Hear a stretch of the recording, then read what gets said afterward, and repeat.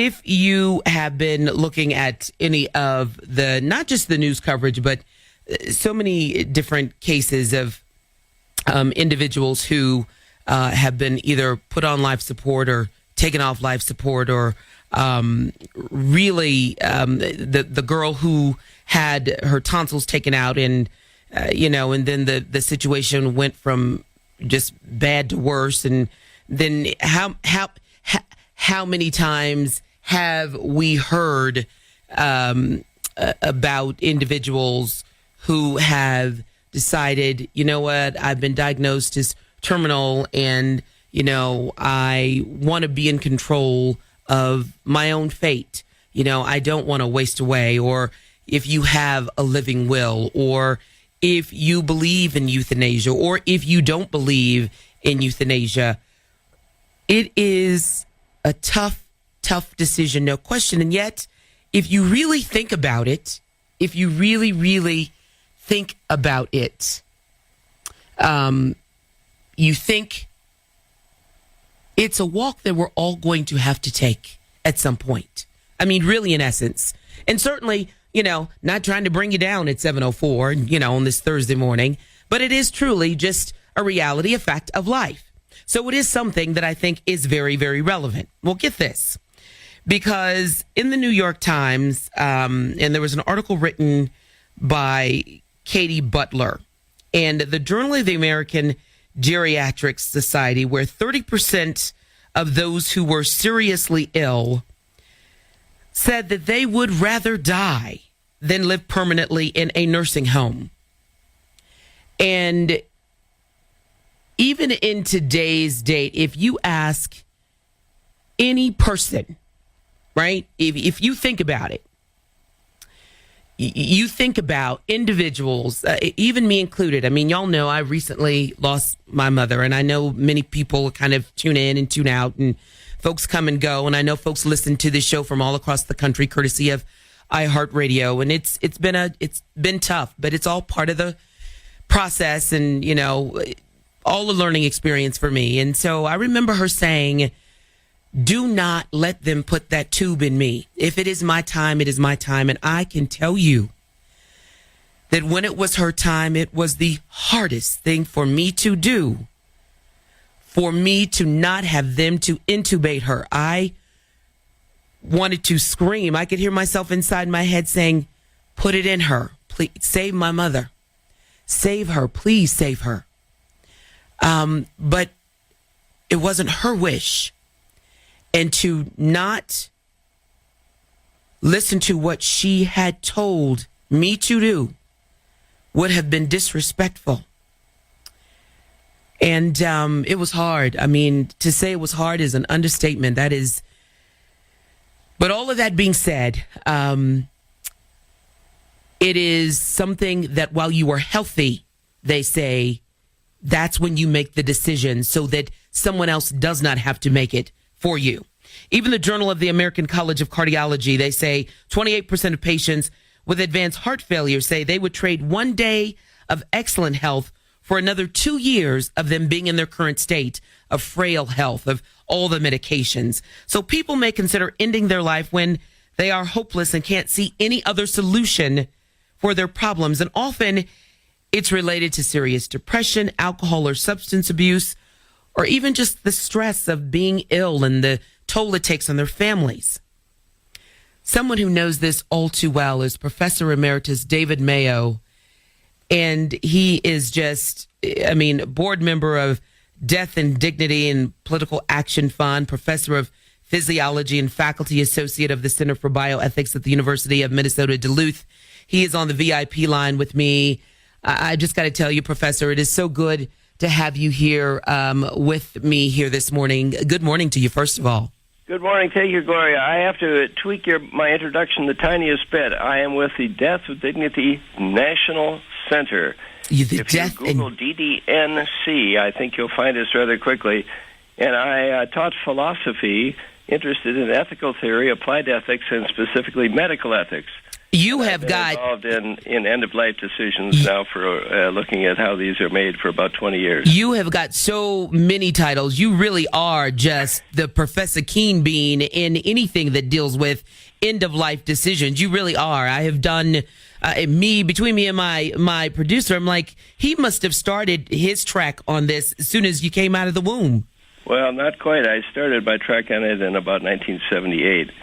When I began looking at philosophical arguments around the issue of the ethics of suicide. Mm-hmm. And, of course, the case where suicide is most, at least the issues I'm interested in are people, as you described, who are very near the end and just see no point. Hospice has made tremendous inroads. Right. There is a movement known as the palliative care movement, which is the emphasis on caring rather than curing when cure is impossible. But and hospice does a terrific job, but there are still situations where this just seems to be an extra week or two of misery that serves no good at all, in my view. And the Death with Dignity National Center is urging Oregon-style law. This law was passed in Oregon in the 90s, in Washington State in 2008, which allows competent terminal adults with a fixed desire to die to acquire a prescription for drugs that will end their misery when they want it to. And the interesting thing is that many people who get these drugs don't use them. It is the issue of control. People who are very near the end just feel they're not in control, but once they have those pills, then it's their decision. One physician wrote, the worst thing about illness is loss of control. Right. There are illnesses that are not even painful. For instance, my vision or my hearing, the problem isn't that I'm in pain, it's that I can't do what I want to do and function as I want it anymore. Right. I think that's true of disease generally and also true of terminal diseases. You just drop out and are no longer able to determine what happens to you. Well, you are Doc, and I know that you prefer to be called Doc, and so I love that because we are, if nothing else, we are very casual here on the Glow Show. You are widely published on the subjects of death and dying and suicidology.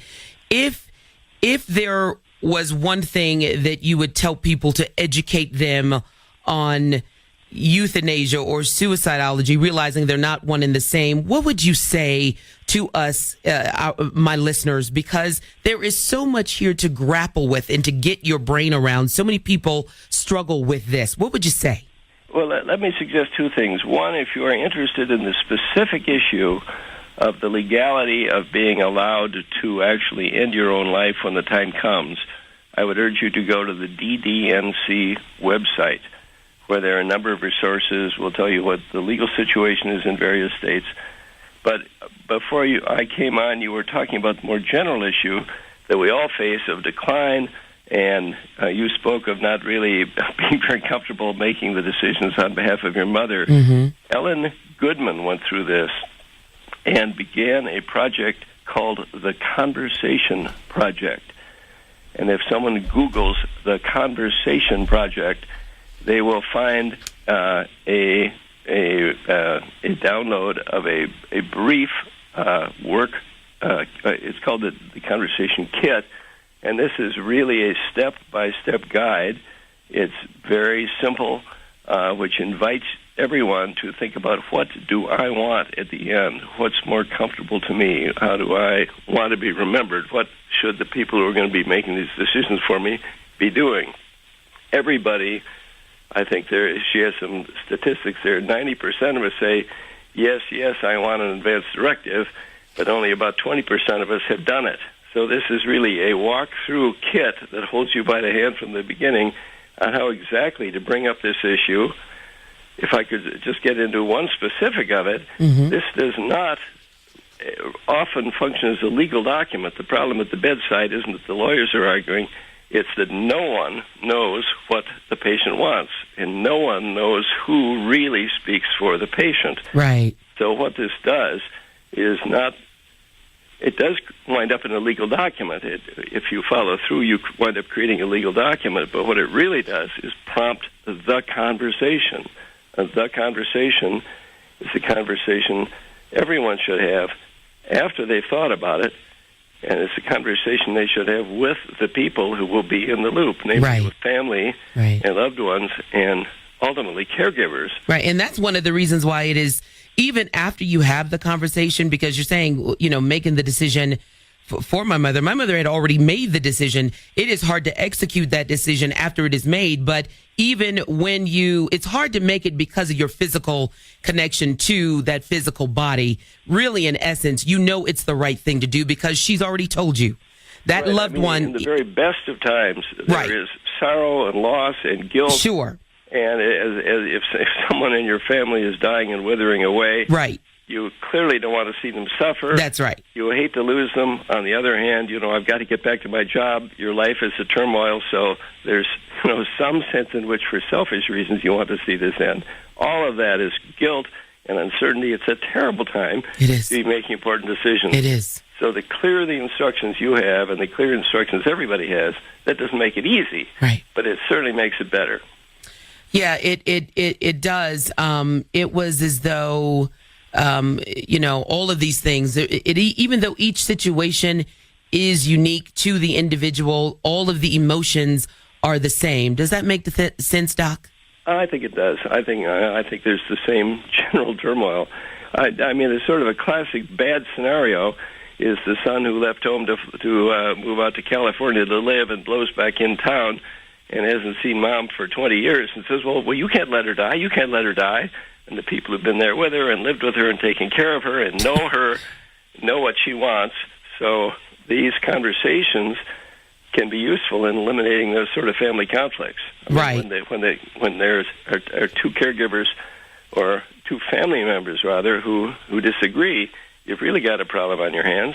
And, of course, the doctor, understandably, is concerned that if he doesn't put the tube in, then the relative from California is going to sue him for killing his mother. Right. So it's important that everybody be on the same page. Right. It is, and it's a tough page for anyone to arrive at. It's a tough page for anyone to arrive at, and it is. You're right, because that person who is just coming in thinks that they still see this person from 20 years ago versus even today. And I know I've got to take a break. Can you hold? Because one thing I want to get into euthanasia and end-of-life care and making that decision. And some people feel it as though folks are playing God. Other people feel it as though it is their right. This is my life. I should decide how I end it. And the other thing I want to get into is how I even arrived at coming up with this topic. I received a letter from an individual. His name is Robert. And this is really how I arrived here, and so apropos because there's so much that is going on about this very topic in the news right now. But first, let me take a break. We'll get into all of this on the other side. Doc, I'm going to put you on hold.